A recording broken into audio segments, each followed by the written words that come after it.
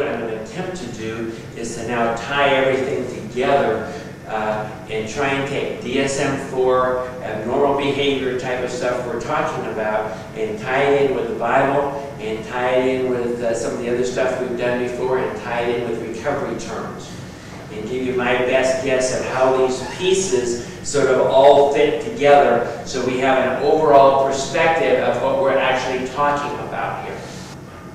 I would suggest the first category would be medical problems. That is, Jesus went around and he healed the sick and the lame and the blind and so on. So what is there in DSM-4 that would probably fit under what the Bible would consider medical problems? Now, why are we saying that? Because these are the ones that you pray for healing for, right? These are the ones you're not going to cast out demons for. These are the ones you're not going to maybe do a lot of psychological things. These are the ones you would see healing either through the doctor or healing through faith healing. Do you see what I'm saying? So I'm just going to give you a list of the ones that I took out that I feel would fit under this category, and I'm open to discussion on some of this. Okay? Mental retardation. Learning disorders. Motor skill disorders. Communication disorders. See, most of these we would see are primarily in the medical side, wouldn't we? Pervasive development disorders. ADHD. Feeding eating disorders. The feeding eating disorders. So the kid isn't eating enough or in some way. Right. Tic disorders. Elimination disorders. Delirium. Dementia. Amnesic disorders. Sleep disorders. And sexual disorders, not including sexual addiction. See, I just went through basically DSM-4 and said these are the things that the Bible would see primarily as medically, these are medical problems we need to pray for the sick. Okay? The next category that I came up with is problems with sin requiring repentance. The Bible says there's a certain category of type of psychological problems, and the problem is a decision that the person has made themselves, and there are problems with sin, and the Bible would say the first thing you have to do is repent. Right? Okay, I would see that would be substance abuse disorders. Now, why does the Bible look at substance abuse disorders as sin? Well, it's idolatry, but also, did the person have to make the first decision? You might get to the point where you can't do anything about it now because it's taken total control of you, but you made the decision to take the first drink. You make the decision to take the first hit of crack, or whatever. So therefore, it's sin. You have to make a decision to turn this around. Another would be behavioral disorders, like intermittent explosive disorder, domestic violence, and so on. The Bible would see that all as sin because what? You are making a decision of how you are using the gift of anger in your life. Anytime we're talking about sin, what is our required here? That you made a decision, you made a choice to go in that particular direction. Impulse control disorders. And by the way, we have good examples in the Bible, so I'll mention some as we go along. It said impulse control disorders. I think King Saul fits in there. When he's throwing javelins at people, when he's chasing David down, when he's doing all sorts of things. Sexual identity disorders. Homosexuality, Lot. The Bible sees that as sin. Why? Because that is a choice the person is making. Sexual addiction is a choice. Not dealing with the problem is a choice, even though some homosexual groups try to say it's not a choice, we had no choice. We believe it is a choice. that the child makes and that the adult makes of whether they're going to act out on their behavior, right? They choose to act out. There are people that might have homosexual tendencies that don't act out. And since they act, if they're acting out, that is sin. Factitious disorders. Remember what they are? Those are the one where the person on purpose is feigning some sort of problem. An example would be David when he gets in Gath and he knows they're going to kill him and he acts like a madman and lets spit go down his beard and claws on the doors of the gates to make them believe he's psychotic. That would be a factitious disorder. Eating disorders, like Eli, where he and his sons are taking all the food of the sacrifice and gorging themselves on it to the point he gets so fat that when he falls over backwards, he breaks his neck. Okay, those are the ones I would see as problems of sin. Okay? How about problems of faith?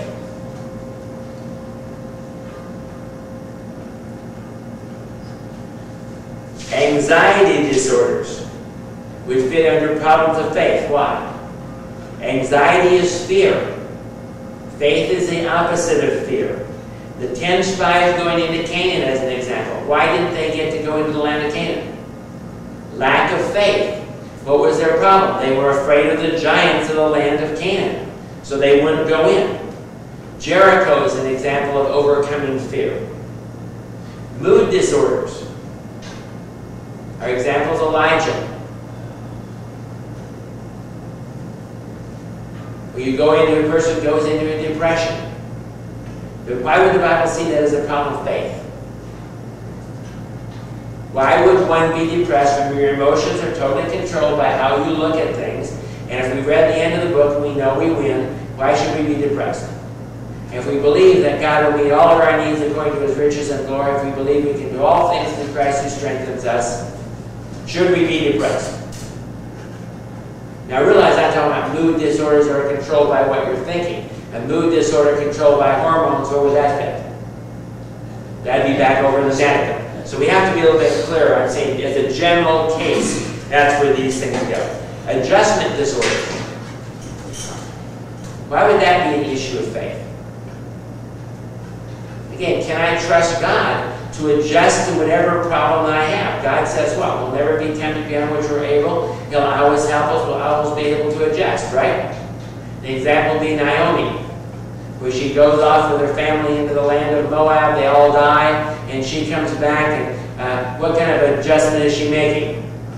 Don't call my Naomi, call me Mara, for everything is terrible and down and ridiculous. Okay? The next category that I would talk about would be spiritual problems. And sometimes, as an example, in dissociative identity disorder, sometimes it can be spirits involved in that, can't it? Okay? Another one I would suggest is somatoform disorders. We're looking at it from the Bible point of view. Now, how do we see that in the Bible? We see it that instead of, the person had what may have looked like a medical problem, but instead of that, how does Jesus deal with it? He casts out the spirits.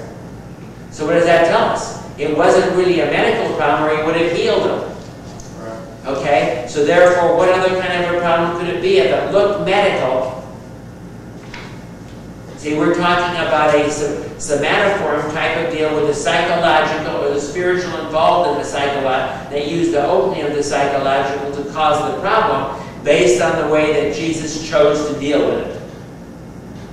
You see what I'm saying? That's why I'm suggesting schizophrenic and psychotic disorders.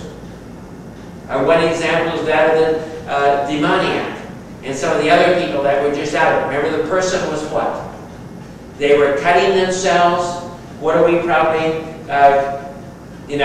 they were doing all sorts of things, breaking chains. They couldn't restrain them. They were totally, all sorts of problems. And after Jesus deals with the spirits, what does it say? And they found him in his right mind. So we're dealing with demons many times, That's how the Bible is looking at psychotic disorders. I guess the way I say that is, if you are not in control, then who is? If you've gone into unreality, and you're not in control of your unreality, then who is in control of your unreality? And so, from the Bible point of view, that would be considered probably demonic. There would be at least some demonic influences that would be affected there. Right? Okay, now let's look at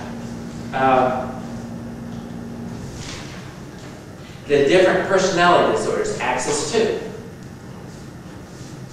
And let's see how we would relate those, the axis 2 disorders, to our to recovery of codependency. Now, how do these fit? Let me review that for a second. We have over here, right, that is normal. Okay? Normal says what? I might have some struggles in some areas of my life, but I'm generally functional. Okay? I might even have some codependency tendencies here. Then I have what we call codependency, or the main thing that recovery deals with. And in recovery, what are we dealing with? Someone that is codependent enough or has enough of an addictive personality that those things are starting to dominate their lives, that their life is becoming dysfunctional. It's not functioning like it should, right? And when we go into DSM-4 then, we've crossed another line in which the person is not functional. It's significantly, greatly affecting their ability to work, to relate to other people, to in their families. Okay? So we're talking about these. So we're now relating these to these. What are we going to say? These are worst cases of these. And realize anytime we're talking about codependency or anything like that, we're talking about problems with personality, aren't we? In other words, it's how the person is relating in a general way. It's not a specific thing that, at this point, I blew it. It's a general way that the person is relating to life as a whole. You see what I'm saying? And that's why these now relate to the personality disorders, because how are axis 2 different than axis 1? Remember how they're different? Because they have to have started in early adulthood or childhood, and they're a continuous way, a continuous characteristic of the person of how they're coping with life. Where axis 1 disorders are what? They're normally acute. They're normally a specific thing that they've had for a specific period of time, and they haven't been this way all of their lifetime. Now, if they didn't get help, that could be the case that they've had this particular problem, like a phobia of flying, all of their lifetime. But the idea is it doesn't have to be that way. It can be cured up fairly easily. Also remember that personality disorders are very much harder to treat because they pervade the entire personality of the person. Okay? So here's our challenge. Our challenge is we're going to take what we've developed here as the 6 types of codependency.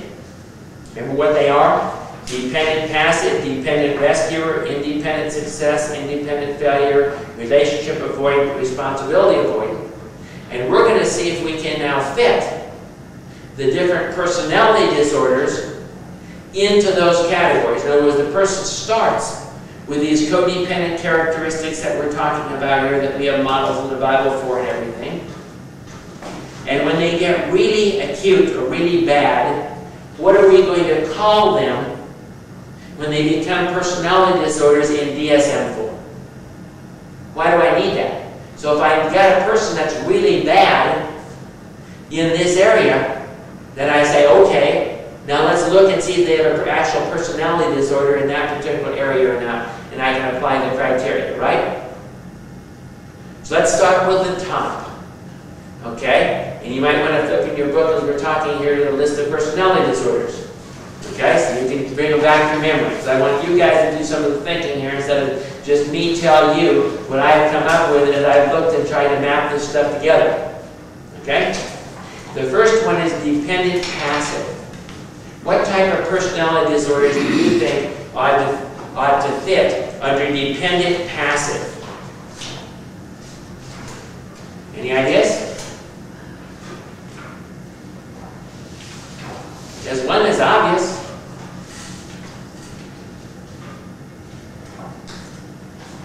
How about dependent personality disorder?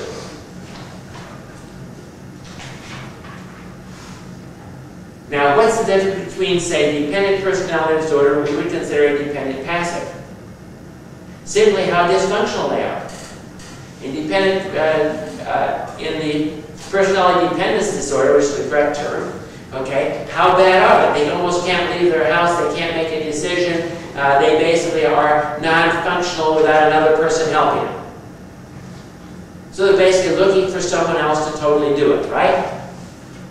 What would be another one where the person is totally dependent and has all sorts of, probably dependent, or passive means they're looking to other people to really meet their needs. That's what a dependent passive is. So what would be another one? Any other ideas?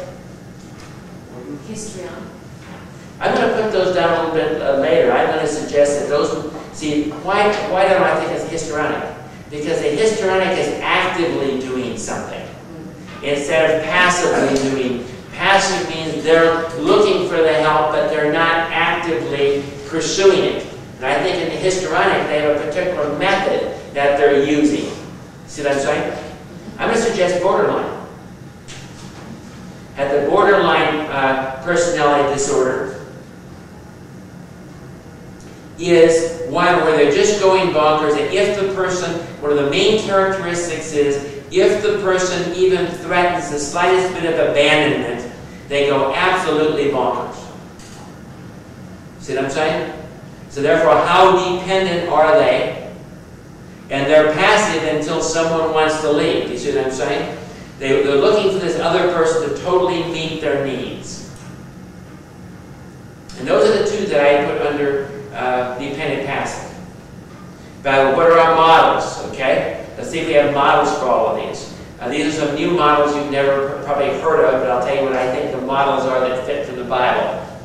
Okay, I believe that Shimei, the man who attacked David when he was running away from Absalom and threw dirt on him and all those kind of things, is a borderline personality. I think that Ahab is a dependent personality disorder. Remember, Ahab was totally controlled by Jezebel, and he basically went pouting and everything else, and she would say, well, just kill him. He do it. You know. He personally, he was basically really dependent on her and let her run the kingdom. Right? Okay, next category, dependent rescuer. What do you think might fit? Now, what's the difference? They're still dependent, but they're actively trying to make the other person or get other people to meet their needs. What do you think ought to fit under here? Histrionic. Okay, the histrionic. Why? What are they doing? They seek constant reassurance. Right, but they're actively seeking. You see what I'm saying? They're not passively seeking the constant reassurance. They're trying to.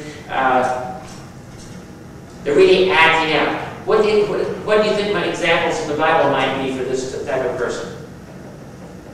Any ideas? I'm going to suggest some possibilities is Bathsheba. Another possibility might be Delilah. Another possibility might be Potiphar's wife. Why do I put Potiphar's wife there? Because one of their characteristics is they're seductive. Could be. Just toss out some ideas. Okay, what would be another one that might fit under this? Dependent rescuer. Narcissistic. Who do you think the narcissistic people are in the Bible? Narcissistic means what? You have to be grandiose ideas. You have to be great. Okay? Samson. Could be, but I usually use Samson for addictions because that's the primary characteristic there. Remember, like in DSM-4, we always have to take the primary thing and you call them that. You could say it's a secondary one, that there possibly could be that. I'm going to suggest Absalom, because if you might remember, Absalom made remember he was proud of his hair and so on, but also he made a monument to himself. And by the way, that exists today in Israel. Because he had no children, in his day he raised up a monument to himself. That give you a hint? Okay? Another one might be Ahithophel, the advisor to David that went over to Absalom, and when Absalom would not accept his advice, he hung himself. Realizing also that he was the grandfather of Bathsheba. So there are other issues involved there. Any other ideas? Anyone else that we have here that's actively trying to control things to get their needs met or whatever? King Solomon. Okay, well, King Solomon, I would suggest that fits under a different category. Okay, James and John's mother. well, let's get a DSM-4 category first. What's another DSM-4 category that would fit under dependent rescue? I'm going to suggest obsessive-compulsive disorder. Remember, how is obsessive-compulsive disorder access to, or personality disorder access to, different than obsessive-compulsive disorder access 1?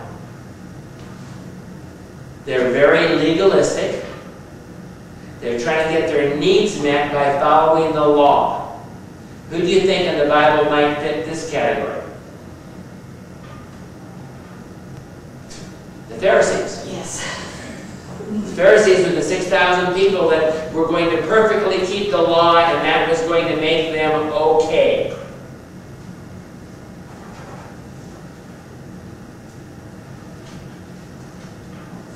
Paul falls under this a little bit. I mean, he changed over the course of his Yes, he was a good Pharisee. And you're going to see some others, and that's one of the challenges that we have, is I want you to think of some others as you go through the Bible here. Okay, how about the independent success? This is where Solomon would fit. Okay, but what would be the DSM-4 characteristic that would fit under the independent success? This is a little bit of a trick question. The truth is, there isn't any, okay, except this is where we would use personality disorder not otherwise specified.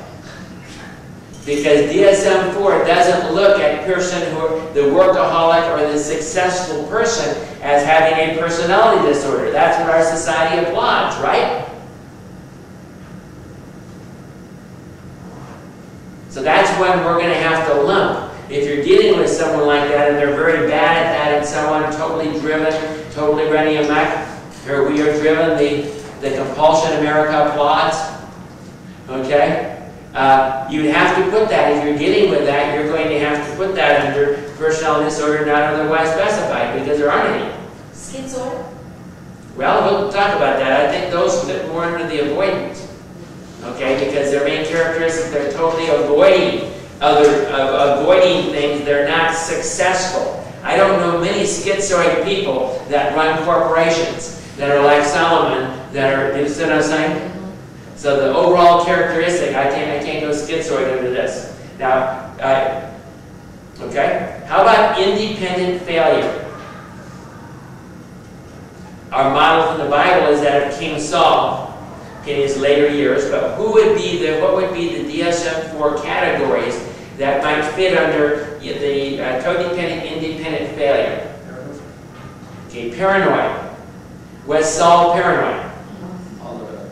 Very paranoid. Other people are out to get him and so on. So paranoid personality disorder. Schizotypal? Okay. Schizotypal? Could be a possibility because they have some of those characteristics. I would suggest those are going to fit better under our avoidance, okay, because they're really running from everything in life and they're totally withdrawn, they're totally loners, that kind of thing. What would be another one here? What about antisocial? Yeah, antisocial, okay? See, that was interesting to me in how David can spare Saul's life, and a week later he's chasing David to kill him again.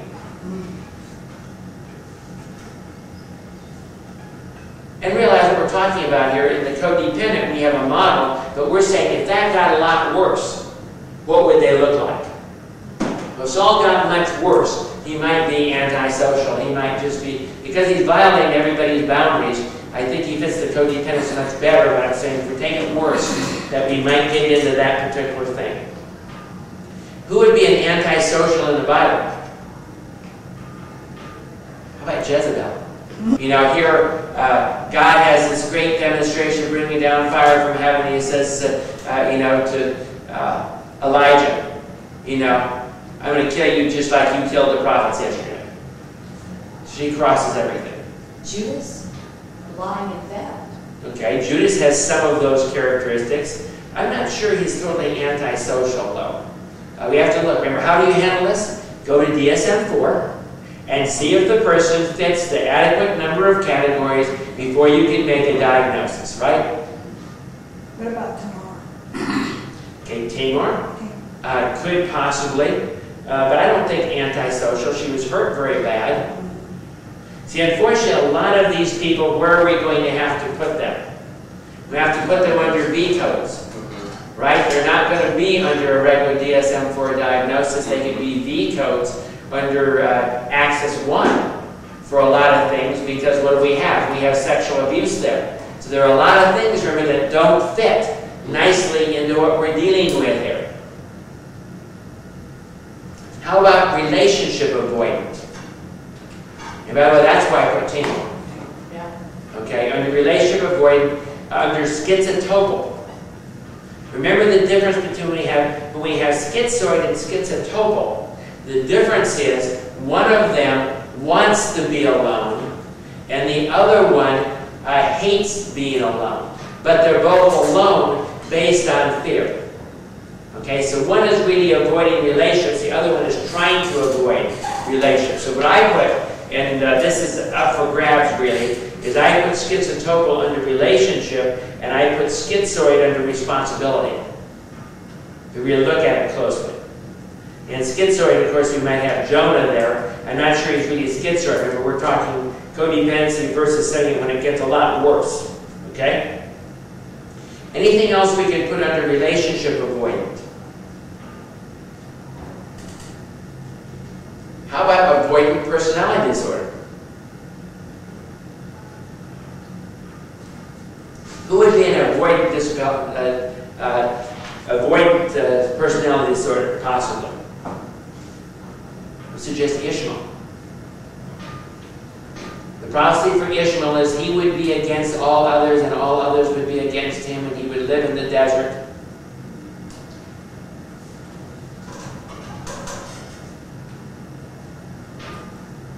But I also think that this could also fit under the responsibility avoidant. Because if you really look at the avoidant personality disorder, it combines the two together. It talks about avoiding responsibility, and also talks about avoiding relationships, if you look at the criteria. So I think that criteria fits under both avoidance, depending if they met all the criteria. And all of those kind of things. And that pretty much takes care of all of the personality disorders, sort of trying to map them into the way we would look at the codependency, and we would look at the things in the Bible. So any questions there, sort of how I'm sort of breaking things out? Realizing what? We don't have any direct mapping, do we? It wasn't that that when they did DSM-4, they consulted the Bible and they made sure that it all was consistent. Okay? Remember, it's pretty much the backyard mechanic. We're looking at everything, trying to back it all out and come up with our own nomenclature. When the Bible has its own way. Old Testament, pretty much the tribes. New Testament, pretty much the categories that I gave you, whether it's a faith problem or a sin problem, or those kind of things. But we're just trying to relate it together so you have a general feel of how this whole thing sort of fits together. It's interesting, though, that you can watch Paul in the New Testament, and in his letters, go from the Pharisee personality to the free personality that he can write in Galatians, throw off all these Yeah, things. but isn't it wonderful that change is possible? And that's what we have to realize, that in all the cases we're dealing with, that in the power of God, see, even if it's medical, is change possible. Even if the doctors have given up, healing is possible. So therefore, there are no categories of anything that we're talking about here that are not possible with God. Nothing is impossible to God, right? Correct. That's what we're talking about, so we never have to get to that particular place. So if we look at these overall categories, again, sort of as a review here as we close, we have three different ways of looking at things. The Bible looks at it from the physical, spiritual, faith, and sin type of category, or the different tribes. Recovery looks at it as being a dysfunctional type of thing based on addictions. It's basically everyone is dysfunctional. We're trying to deal with that. And DSM-4 looks at it from a disease or medical model, that we're trying to fit everything into the way a doctor would look at something. And of course, it's written by who? The American? No. Which association? No. Psychiatric Association. The psychiatric are doctors who are then trained psychologically. This is not the APA, but it's the American Psychiatric Association that writes DSM-4. So you can see why they would be coming from that direction, because their primary training is that of a doctor, right? Okay? So you can see how that makes sense. But the reason that we're doing this is so you can tie it together, you can understand the nomenclature of the three different groups, you can relate all this stuff together, and it gives you an overall picture of the type of psychological problems that people have, and give you an idea of what can be done about those. We need these why? So we can understand in our society what's necessary and what's going on. Now we're not attempting here to make you the perfect diagnostician of DSM-4. Remember, there are legal requirements for that. You have to have taken certain courses. We have to be licensed to do those kind of things. But how can you use it? Well, when I have a diagnosis, I can look at it and back it out and say, well, they must have thought this person had these particular characteristics. I can understand what they say when they say a person was given this diagnosis. I can look at it and I can say, you know what? I think this is something that is beyond that I'm capable of treating right now or capable of dealing with right now. So I'm going to refer this to somebody that's going to give them medicine or help them deal with it, because I think it's more medical in his mind. Or I think you better go to your doctor and you better get help and you better let your doctor give you some medicine or let your doctor send you to someone to get a diagnosis to deal with these kind of things, because I think you need to be treated by the medical community, not by me. We need to understand our limitations, but also we want you to understand the limitations of DSM-4. See, does everything fit nicely? Is everything covered? No. A lot of stuff does not cover it, a lot of stuff does not fit nicely, but there is a way of handling it all, isn't there? Sometimes there's sort of backdoor and there's sort of the general categories, but there's a way of dealing with everything, even all of the biblical type of things. I'll give you a real challenge. How, if you were treating somebody you felt was demon possession, how would you diagnose that under DSM-4? You would simply look at the characteristics of the person. You're probably going to end up in some sort of a psychotic disorder, or probably into how about psychotic disorder not otherwise specified. How about P codes and P289? Okay, so Religious or spiritual. religious or spiritual issues, the B code, yes. Okay? So there are ways of fitting everything, okay, into this particular model so you can communicate in some fashion with doctors, with other people that are basing everything they do on this particular model. Correct nomenclature is very useful. There was one particular situation, I wrote a letter for a guy that we put through our domestic violence group. And because I did not use the exact DSM-4 diagnosis when I wrote what I wrote. He showed me later that this other psychologist happened to work for the Army. It was an evaluation for the Army. Discounted what I said because I did not use the right words from DSM-4. So you can be judged to a certain degree of what kind of level you have and what kind of a level that you really know based on what, if you use the right nomenclature in your letters, if you can talk when you call the doctor, if you say, well, I think they got an anger problem, versus they've been diagnosed with intermittent explosive disorder. You see what I'm saying? So anyway, sometimes you'll be judged if you don't have the right nomenclature, if you don't sound like you're educated and know what you're doing, you might just be passed off as not being, you don't know what you're talking about. Although you might know better and have better techniques and everything else that they have to deal with these kind of problems. Let's do one last thing. Let's go through a 5-axis DSM-4 evaluation of a particular person and say how we would do that, okay? That's an important thing that we need to do to get that entire picture. And for those on the videotape, you need to do this through a lot of different situations. We're going to do one here for the videotape, but we're going to do a lot more of those to get practice doing this. Okay? So what's the first thing we're going to do? I'm going to give you a case, okay? And we're going to try to figure out what we would put down for a 5-axis diagnosis here. Okay? This is a very short case, and we're going to try and put it together and get an idea of where we might go.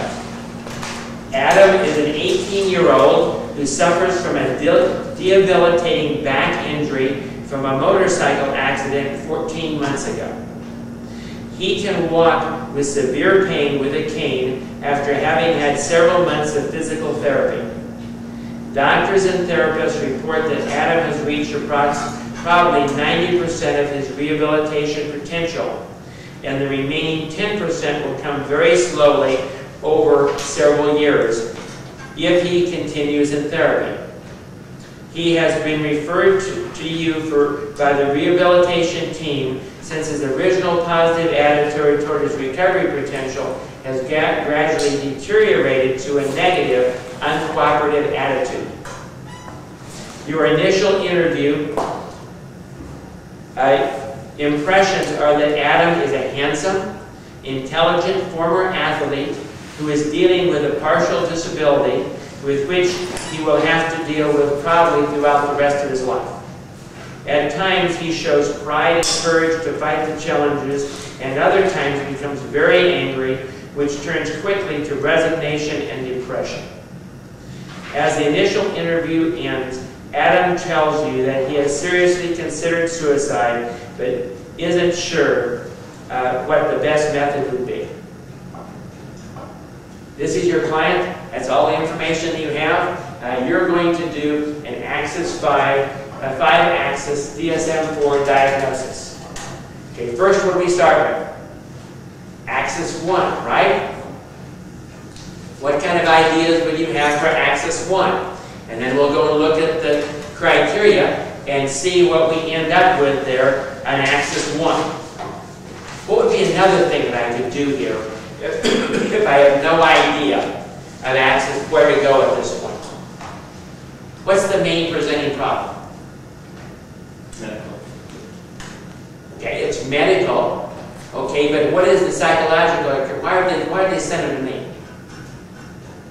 Depression. And lack of cooperation.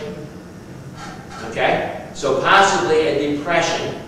So what I might do if I don't know where to go is I would go to Appendix A of DSM-4 and look for differential diagnosis of mood disorders, right? So let's do that. That's the little cop-out there. You know, if you go to these flow diagrams, that'll give you a fast idea of where, of what it might be. Okay, I realize we have to put the rest of the pieces together to have it make sense. Okay, it starts out with depressed, elevated, or expansive or irritable mood. Would you say that that's true? Okay? Then the question is it due to the direct physiological effects of a general medical condition? Yes. Okay, I disagree. Okay? I don't think that the actual depression is due to that. In other words, actually medically caused by it. But the question here is asking is it because their hormones are down? Is it because there's something in the thyroid?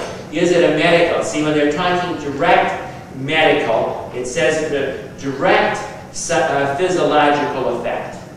You see what it's saying?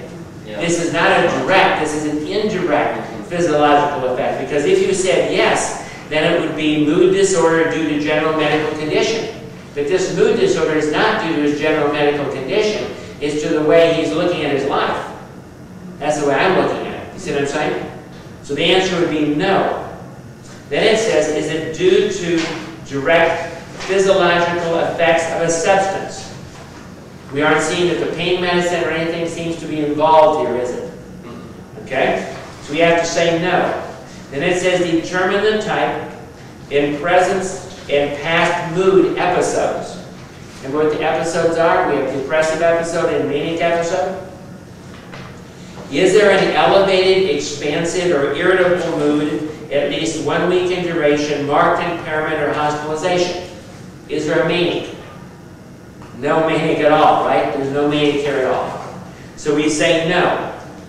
Elevated, expansive, irritable, or at least 4-day duration, changes observable by others but less than severe. In other words, a hypomanic. No hypomanic either here. This guy's depressed. Okay, possibly suicidal.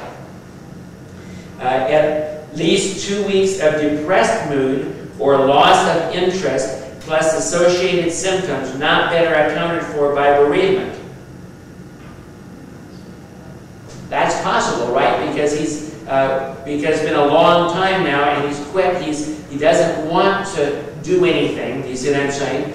He isn't really cooperating with treatment anymore. He's sort of dropped out. And it's probably lasted more than 2 weeks.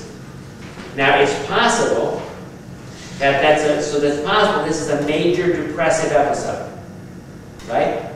That we're dealing with here. If not, it could be a mixed episode if there's manic. There's no manic here, so it's not mixed. Ever had a manic episode or a mixed episode in the past? We don't know that. If there was, we might get a different diagnosis here, but as far as we know, this has been a healthy guy until his accident, and therefore we don't have a problem here, right? Okay? So we can continue that on the next page. And all they're doing is eliminating other things. They're like, has he ever had a hypomanic episode? No. 2 years of a hypomanic symptoms? No. Clinically significant manic or hypomanic symptoms? No.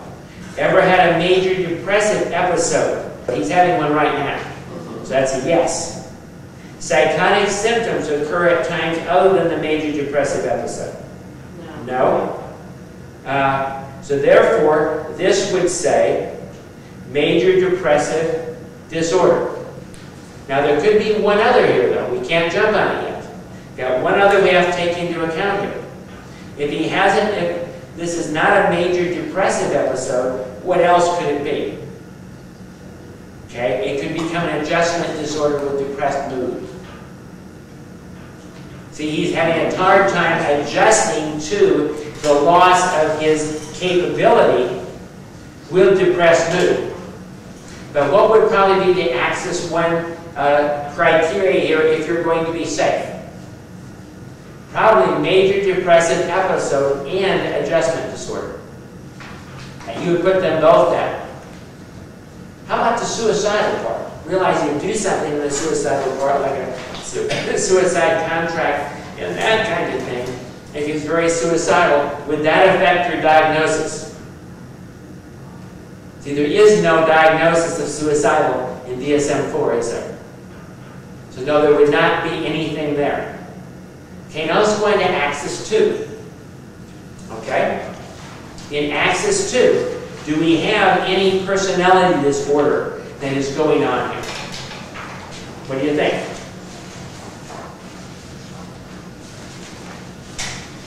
It started after his accident, of course, we know. It started after the accident. It did happen when they were, since he was a young man or in childhood, and this is not, he was a sports type and all those kind of things, so we're assuming he was fairly well adjusted. So we don't have anything under axis 2, do we? Okay, axis 3, general medical conditions. What would you put down there? The debilitation due to the accident would be a general medical condition that you would put down there.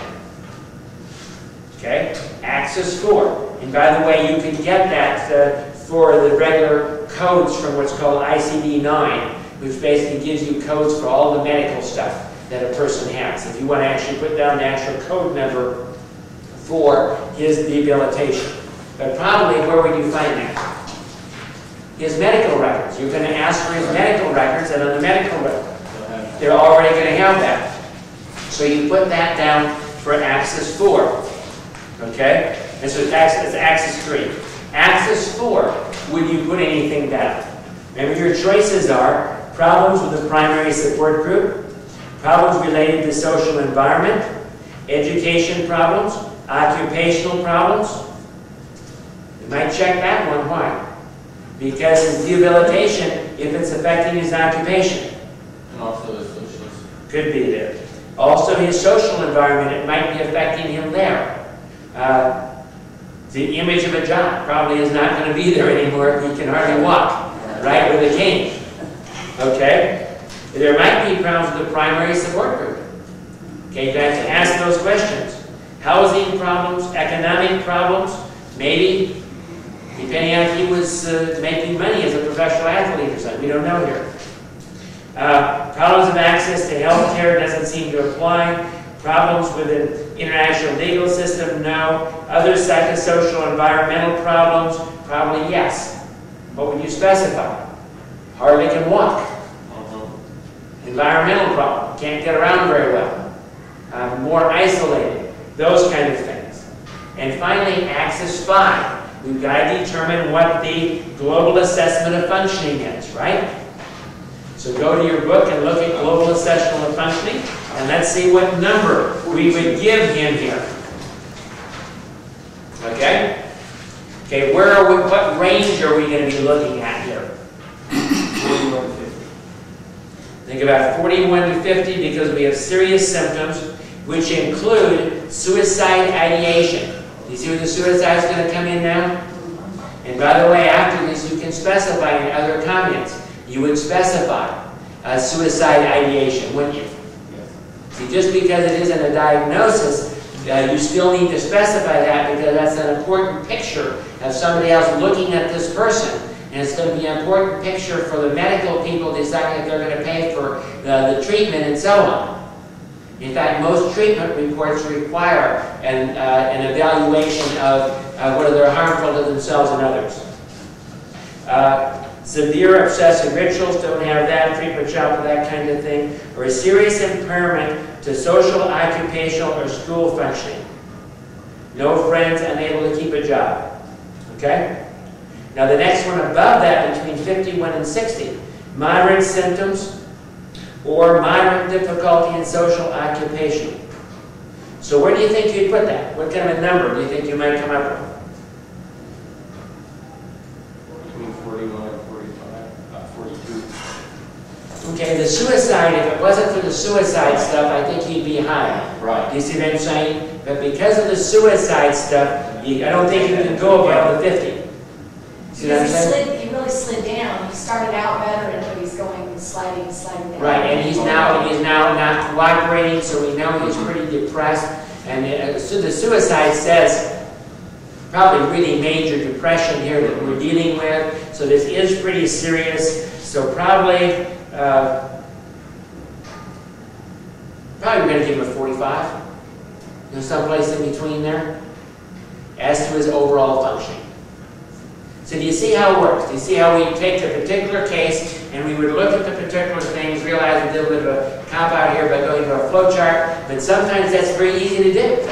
Is to make sure you get the right one when you're talking about. It's a fairly straightforward type situation that we're talking about here. But that would be sort of my idea of what a diagnosis would be here. But remember again, just by taking this course, you are not qualified legally to do DSM for a diagnosis. You can look at it and say, what would you come up with? You can learn that, and it's a skill that you have to learn. But overall, you can evaluate what other people have done. Are there any other things that you might, that a person might toss in here? Any other possibilities? So you're thinking about that a little bit. See, realize what? You get different people will come up with sort of different diagnoses of how they handle these particular things. How about his resistance to medical care? We might go back, we might check that block where it says problems with access to medical care. That's one that we didn't check. Do you see what I'm saying? So we might put that piece in there. What we're going to try and do is what? Take the whole picture as we see it and try to make this DSM-4 diagnosis really say what the situation is. And if you have to add additional comments and so on, that's okay. But the thing is to get somebody else reading this will have a pretty good picture of what is going on with this particular person within just a few lines. That's the whole idea of what we're talking about. So I hope from this you've got an overall picture of this fairly complicated thing that we put together just in one class and try to give you an overall picture. Let's pray. Lord, we thank you that you have answers to every single thing that happens in life. And we ask that you would give us the wisdom and the direction to effectively help people, even within these kind of frameworks. Lord, that your perfect will might be done in their lives and we might be an effective tool in your hands. In Jesus' name. Jesus is the answer for the world today. Above him there's no other, 'cause Jesus is the way. Jesus is